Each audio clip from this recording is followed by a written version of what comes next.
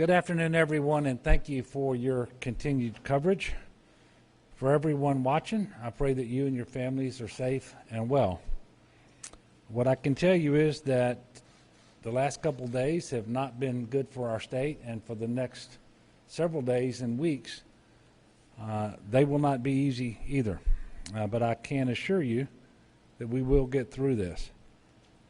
Obviously, our focus since the early hours of this morning, after the hurricane passed through, has been on search and rescue missions. Saving lives is the number one priority. And to that end, at around 3 o'clock this morning, as soon as the weather allowed, we started moving search and rescue assets, people, boats, trucks, to the affected parishes. And those search and rescue efforts are going to continue all day and, quite frankly, for as long as necessary. And I want to pause just for a moment and really thank all of the men and women who are working so hard to make this happen. This really has been a partnership between the local level first responders, states, the federal government has put assets into this effort as well. And when I say state, it really is about 16 different states, including Louisiana, that have been engaged in search and rescue today. And as much as I wanted to get out and survey the damage for myself today, I did not do so because all of our air assets were needed today for search and rescue, because the affected portion of our state was so large, and many of those areas were not accessible by ground, at least not until late into the day. So I hope to be able to get out and about tomorrow. As was forecasted, Hurricane Ida delivered catastrophic wind, surge, and rain across southeast Louisiana. Almost the entire southeastern part of our state is without power presently. And sometimes you hear it, a million people without power. It's about 1.1 million homes and businesses. It's well over a million people. I don't have a precise number for you. We do have about 25,000 linemen in the state engaged in the effort to restore power, and several thousand more are en route. Obviously, we need to have the power restored just as quickly as possible. And for that restoration process, there's going to be some priorities so that the most critical infrastructure comes up first. And quite frankly, we're talking about things like our hospitals, dialysis centers, and so forth. And while this was an extremely catastrophic storm, and again, the surge, the wind, the rain was all as advertised. If there is a silver lining, and today it's kind of hard to see one, it is that our levee systems really did perform extremely well. Our federal, non-federal levee systems, particularly the hurricane and storm risk reduction system in the metropolitan New Orleans area, all performed as intended. I can tell you that there's been a preliminary damage assessment of levees today, people getting eyes on those levees. We don't believe there was a single levee anywhere now that actually breached, that failed. There were a few smaller levees that were overtopped to some degree and for some duration of time, and that did result in some people's homes being flooded, but they did not fail. They overtopped in a few areas. And I want to thank all of the people across the country who have been very generous in their support in terms of the investment made in that hurricane risk reduction system. CPRA is working to deploy portable pumps and flood fighting assets to Lafourche and Plaquemines Parish, to St. Bernard, to Lafitte, to Laplace, to Grand Isle, and to St. Charles, to assist with some dewatering efforts that are necessary. This morning, I conducted a unified command group meeting. FEMA representatives were on hand, National Guard, Corps of Engineers, all of our state agencies as well, to ensure that all the partners across the state are coordinating, getting help to our people just as quickly as possible. I was also able to participate in a call with President Biden and the FEMA administrator and other state and local officials, both in Louisiana and in Mississippi. I appreciated the President's time today.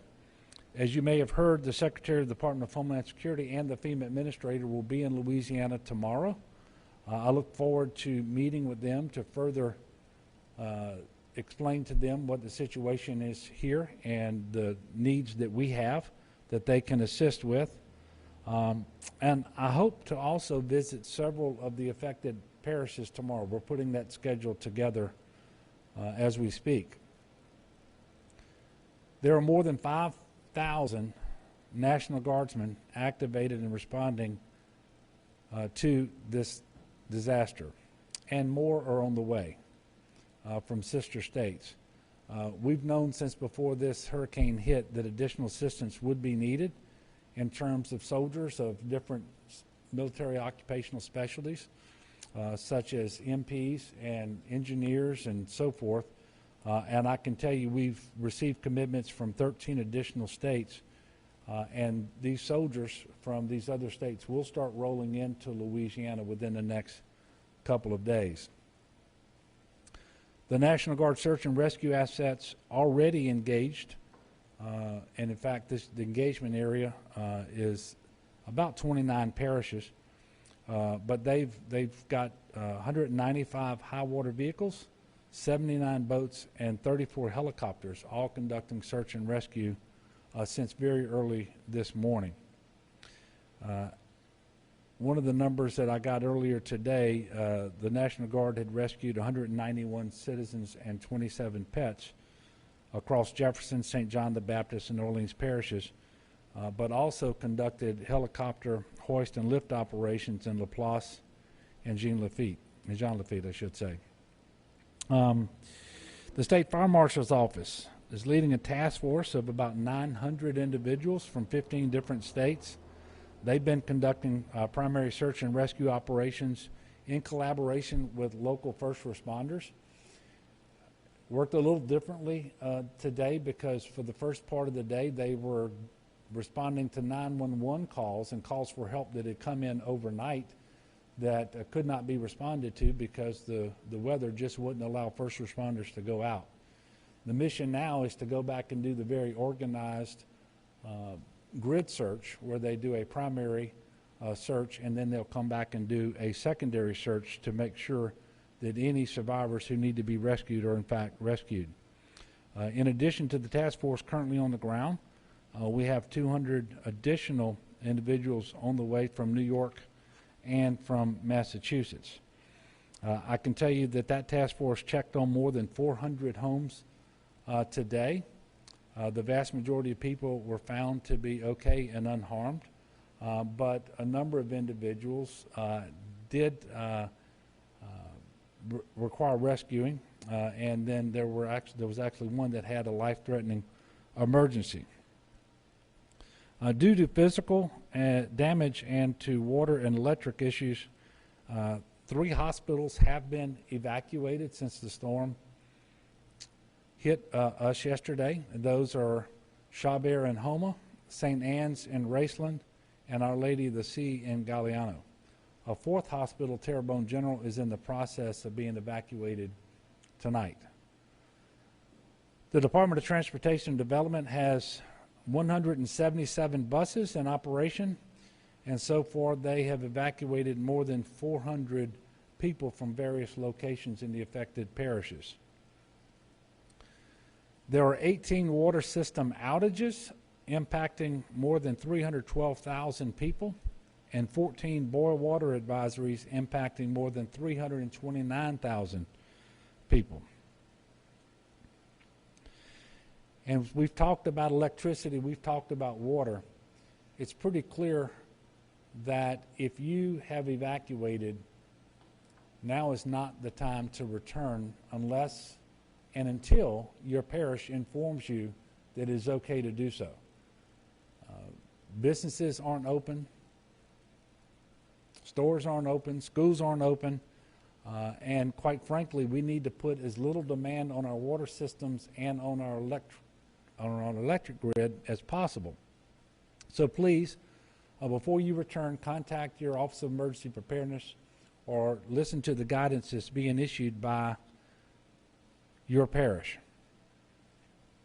Tragically, we can confirm one storm-related death so far, a 60-year-old man from Ascension Parish who died after a tree fell on his home off of Highway 621. And it's a good time to remind people that just because the storm has passed, it doesn't mean the dangers have not. As we've talked about before, in almost all of these storms, more people are killed after the storm passes. So with all of the people without electricity tonight and for some time to come, there will be a lot of generators in use. Please make sure you operate those generators outside in a well-ventilated area away from your home, not under windows and doors, not in crawl spaces or garages. Carbon monoxide poisoning is absolutely deadly.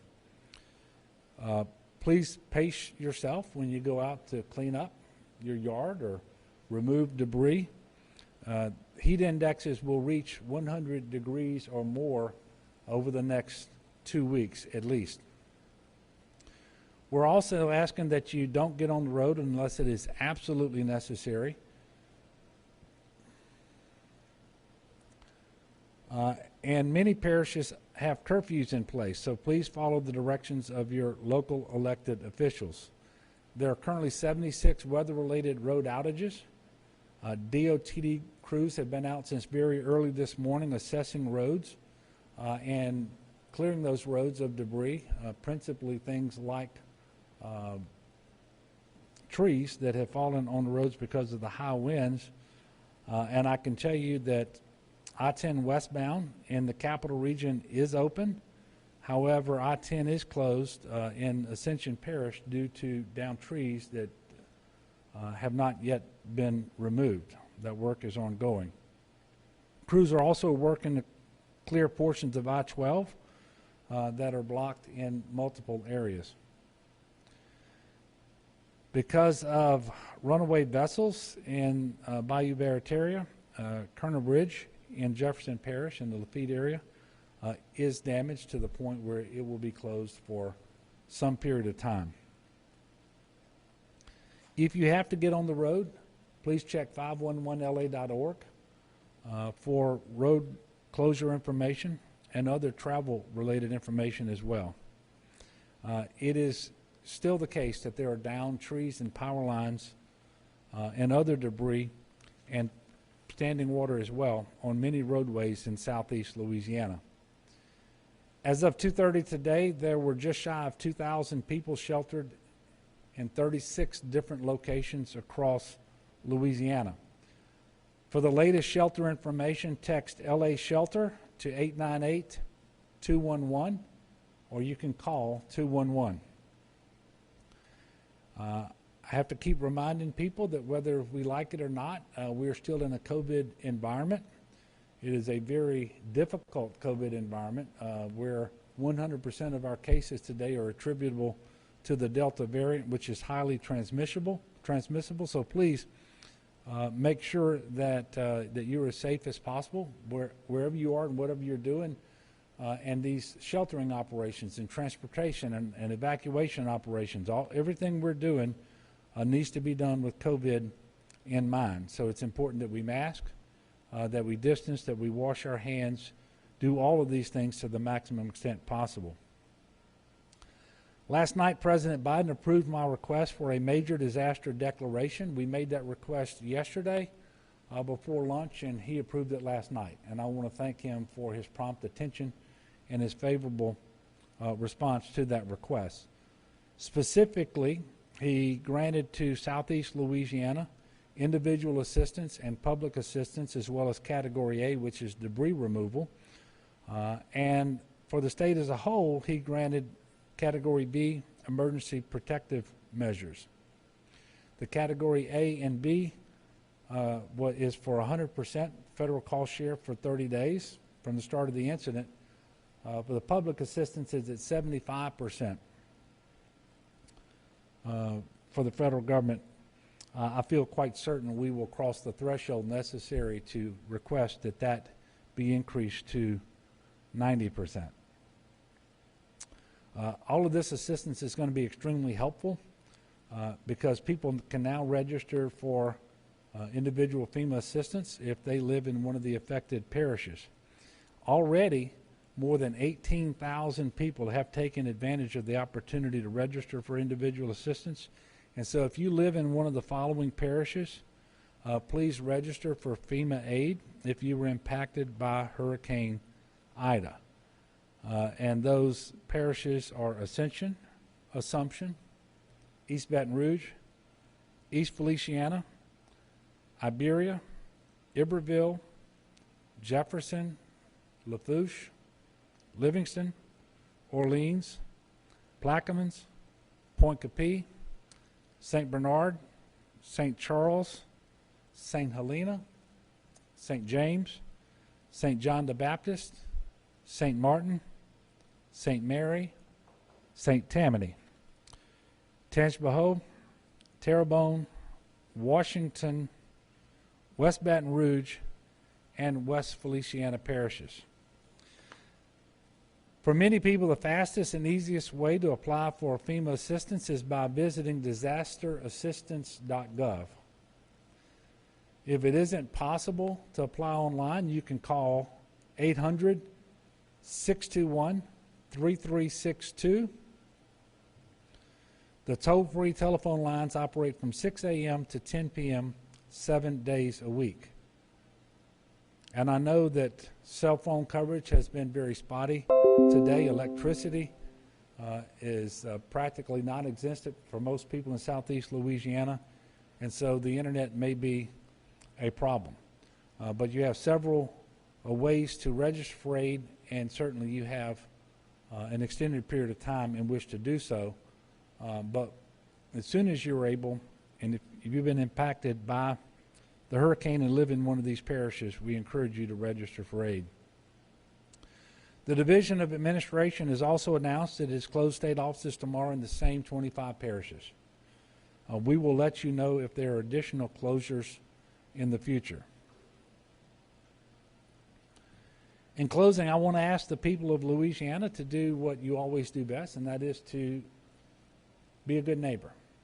Take care of yourself. Take care of your family. Reach out to the elderly couple next door across the road. Make sure that to the extent that you can, you're checking on family members who may be elderly or have special needs. There are an awful lot of unknowns right now. There are certainly more questions than answers. I can't tell you when the power is going to be restored. I can't tell you when all the debris is going to be cleaned up and repairs made and so forth. But what I can tell you is we're going to work hard every single day to deliver as much assistance as we possibly can. And I can tell you we're going to push Entergy and all the other electric companies to restore power just as soon as they can. And they are busy doing that. Again, with more than 25,000 linemen on the job as we speak. Those linemen, by the way, come from 22 different states. Can't tell you when your cell service is going to be restored if it's currently out, although I can tell you that AT&T made tremendous progress earlier this afternoon. And so hopefully your cell phone coverage is back or will soon be back. And I know that cell phones have become the preferred method of making phone calls for many people. There are a lot of individuals who don't even have landlines, and this made communication very difficult and frustrating today. Not just difficult and frustrating, but if you needed help, it might have been very difficult for you to call for that help. But we do believe that this situation is going to improve very, very quickly if your phone service hasn't yet been restored. And I know that a lot of people out there are tired. And sometimes this can be, too much to bear. It's a lot to deal with. But I know the people of our state are stronger than the strongest of storms. Our spirit is unbreakable, and we're going to embark on this road to recovery together. Don't know yet if we will have a press conference tomorrow. I do hope to visit, as I said, with the DHS Secretary and the FEMA Administrator, and then travel across southeast Louisiana and visit several of the parishes as well. And we may just make ourselves available to the press as we make those stops, or at least one of those stops, as we travel. But we will give you more information later. So at this point, I'm going to pause and take questions. We've got a lot of people here who can answer questions and so forth. And so if you feel like you need to direct a question to one of them, please feel free to do so. And certainly, if I feel like one of them would be better able to answer a question, I'll ask them to come up and respond.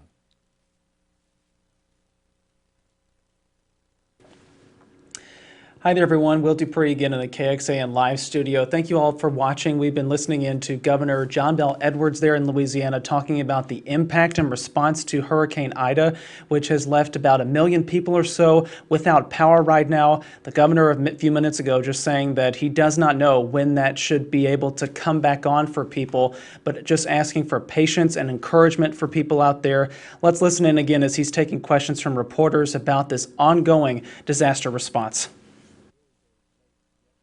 Almost still at hurricane strength. It tied for, as best we can tell, the strongest hurricanes that have ever impacted the state of Louisiana. The winds were extremely strong and sustained at 150 miles per hour for a long period of time. And I've been seeing reports that gusts got into the 170s, maybe the lower 180s in different places. This wreaks havoc on infrastructure, and that includes on the electric grid. And, you know, there are 8 transmission lines that feed the New Orleans area. All of them failed. And I can tell you Entergy has been out, and not just Entergy, all of the electric companies and working with the Public Service Commission.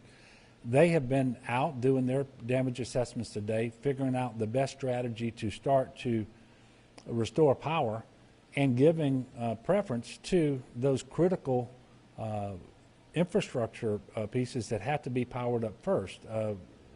We really need our hospitals more than anything else to come back up so that people who are in ICU rooms and on ventilators and so forth can continue to receive the life-saving care that they need.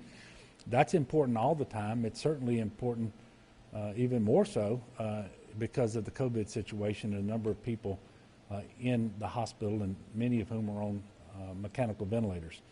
So, you know, I expect that in the not too distant future there will be announcements by Entergy and others as to when they believe power will be restored. But quite frankly, we're just not there yet. And you know, people are impatient. I get it. I am too. But the storm was still ravaging our area yesterday. It hadn't even reached I-10 24 hours ago. And so it's just too soon right now to say when that power is going to be restored. But trust me, I'll be pushing them to get it done as soon as possible. And quite frankly, I don't need to. They're out there working extremely hard. They had more linemen committed to this effort before the storm ever made landfall than we've ever seen in Louisiana. So I'm optimistic sooner than later it'll be restored, but I can't be more definite than that. Melinda?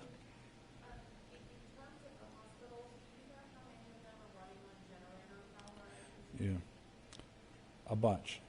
I didn't, and I have received that information. I didn't bring it, but I can tell you in the LDH regions 1, 3, and 9, an awful lot of the hospitals are on generator power. And there may actually be a couple left in Region 2 here in the Baton Rouge area, although the power has been coming back on here fairly quickly. And this is a real issue for us, and we're working very hard with LDH, with the Corps of Engineers and the Public Service Commission, so that restoration of power to the hospitals is prioritized, but the Corps of Engineers is helping FEMA and GOSEP work to make sure that we are putting technicians at all of these hospitals to keep these generators running as long as possible, but also to identify exactly the size generator that is needed so that we can get a backup on site in case that one should fail and we need to transition to a new generator. These things are happening as we speak, and I'll get you a better number than a lot of them, but for now I can just tell you it's more than not. Yes? From your vantage point, can you help explain the scope of the search and rescue efforts that remain? Yeah. What's outstanding? What do you all need to do? Yeah, well, so search and rescue, typically when the state forces come in for the urban search and rescue, we go in and do a grid search where we're going to go and search every single home on every street, and we do that primary search. And then that's done pretty quickly to try to figure out whether someone is in the house and so forth and needs assistance. And then to make sure that we've adequately covered the area, we'll go back and do a secondary search. Well, what we did most of the day today was try to catch up on the 911 calls. So we were actually partnering with local authorities and going out and doing search and rescue at individual addresses where we know people had called for help. And so that occupied most of the day. And I'm looking over, I don't see Butch, but the Butch Browning, the state fire marshal, leads this effort for us, and so that's what we're doing now. We're going to have to transition into that grid search that I just mentioned, and because we have so many populated areas in southeast Louisiana that received such damage, whether it was from the wind or from the rain or the storm surge, this is going to take quite some time. It's why we have so much of our National Guard dedicated to it, while we have this 900-person task force with more on the way, because we want to make sure that anyone who is in their home who needs help is going to receive it, and they got to receive it in a timely fashion. Yes, ma'am. Yeah.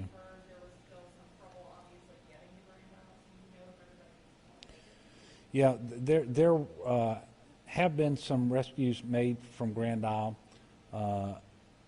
As best we can tell, about 40 people stayed on the island, and probably not a good decision.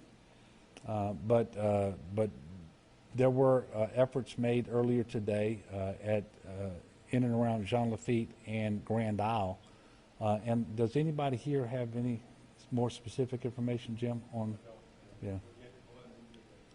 Yeah, and we're not aware of any loss of life in Grand Isle, but it was only accessible by air today, and so we were able to finally get some air assets up. And I know that we've been able to get some people on the ground to inspect facilities there as well. And so I'm quite certain that any needed rescues have been made, and we will get back with you if for some reason that's not the case. Yes, sir. This morning on radio, you mentioned that you expected that toll from Yeah. the price considerably. Can you talk about why you made that comment? Yeah. We're also asked the authorities in the clause if they had any sort of death toll or any sort of fatalities that were reported on sort of silence. We're wondering, Yeah. that. Well, first of all, any additional deaths would be unconfirmed, and until a coroner officially confirms the death and attributes that death to the hurricane, I'm not going to get in front of them. I will just tell you that I had a number of conversations overnight and today with parish presidents and other officials who believe that the death count attributable to the hurricane will go up because they see catastrophic damage in certain places that they have every reason to believe were inhabited at the time the damage occurred. And it is certainly possible, and I'm praying for it, that by some miracle individuals had left or did survive and so forth. But I think that's what you're hearing out there, and I would be surprised, but obviously very pleasantly surprised if the confirmed death toll doesn't go up considerably over the next couple of days. But what we want to make sure of is that the death toll doesn't go up for things that are entirely preventable, like carbon monoxide poisoning, like heat exhaustion, like falling off the roof, or injuring yourself when you use a chainsaw, or driving into water, something like that. That's typically where we see the most deaths associated with a hurricane. It's in the recovery, not in the actual storm itself. Melinda? Are there places where y'all are still concerned that there is a potential for new flooding? I know obviously La Crosse, the water is still Yeah. rising in some places, but are y'all seeing that in like Ascension, Livingston, any other Yeah. areas where there are points of concern? No, and one of the good things about a hurricane, and there aren't many, is that when the hurricane passes, the wind changes direction, and it'll blow the water out, just like it blew it in, and we saw that happen. And so in most places, the water began receding pretty quickly. Now, there are a few areas where they received a lot of rain inside protected levees where that water isn't going to drain out, and it ultimately has to be pumped out. And there are some pumping issues, even in New Orleans. But we're very pleased to say that New Orleans actually withstood the rain quite well, and no storm surge got into that area, and so very limited number of structures actually took on any water in New Orleans, but there may be some pumping that's needed to get that water in the Lakeview area, for example, out and back into the lake. The other thing that's helping us is the weather forecast today from the National Weather Service doesn't call for a great deal of rain over the coming week, and so we are going to dry out as well.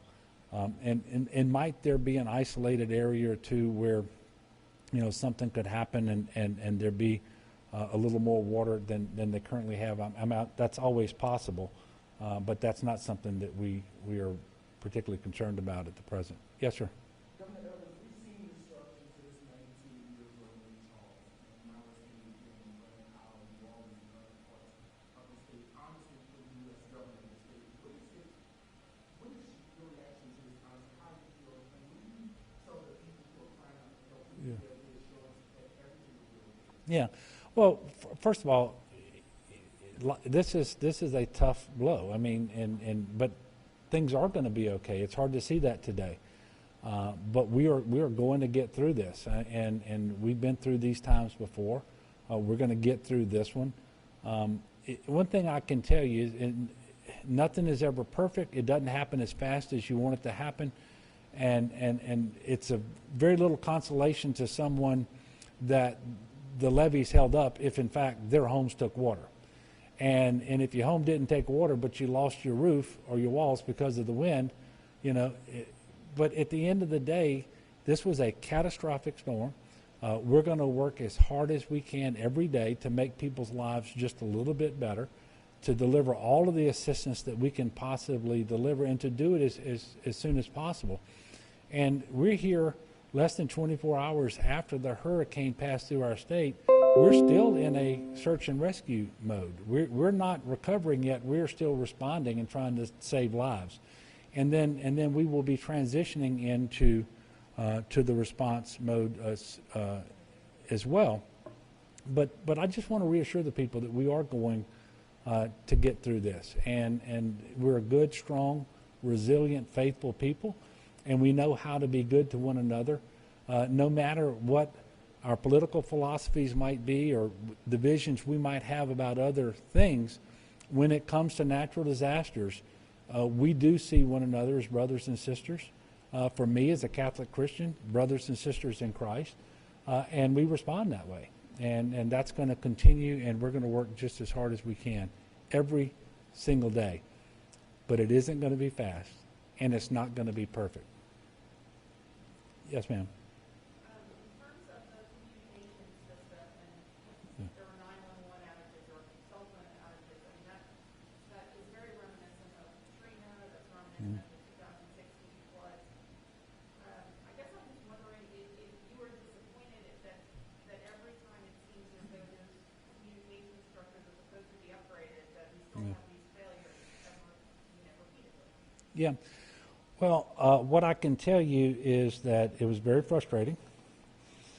Probably nobody was more frustrated than I was when I couldn't get firsthand reports from mayors and parish presidents earlier today. But I think you're going to see one of the differences is that we had enough redundant means of communication that we never lost all communication. For example, when the email system went down, we couldn't do the web EOC requests that we typically receive from the parishes, but we very quickly had a workaround where they could continue to request assistance. Another difference, I think you're going to see these systems back up much, much quicker. I haven't confirmed it yet, but on my way in, I got a message from AT&T, and they believe their system is back up. And since 911 systems in many cases are pegged to that system, I think you're going to see that that's back up. So things are coming back up much faster than we've seen before as well. But yeah, it's frustrating because you put in communications infrastructure to assist you all the time, but especially when you have a disaster. And when a disaster, renders that communication ineffective, it is extremely frustrating. But we have enough redundancy in the system, and the system is hardened enough that we can get it back online much faster. And I expect that right now, for example, the overwhelming majority of communications that need to take place are absolutely happening between GOSEP and all of the parishes. Well, look, thank you all very much. I do appreciate you all for working to continue to provide coverage for this. I do want to ask one more time for the people of Southeast Louisiana to do everything you can to follow the guidance that you're given from your local officials. Make sure you are aware of and that you conform to whatever curfews may be in place, that you don't come back until it is safe for you to do so, and that you'll actually have some of the basic necessities of life, like electricity and water and so forth, and that we all check on our neighbors and our family, especially those who are elderly or have special needs. And then let's work together and let's lift one another up in prayer. We're going to get through this, and it may not seem like it, but every single day will be a day where we take a step forward, and we will be making improvements. And that's going to happen all across Southeast Louisiana with the partnership of the federal government and the state and all of our folks around the various parishes, especially those local first responders, and the volunteer groups, the faith-based organizations, the nonprofits, all of whom step up and move extremely fast, and that's all going to come online very quickly too. So thank you all very much. We will announce our next press conference at some point in the future. Thank you, ma'am.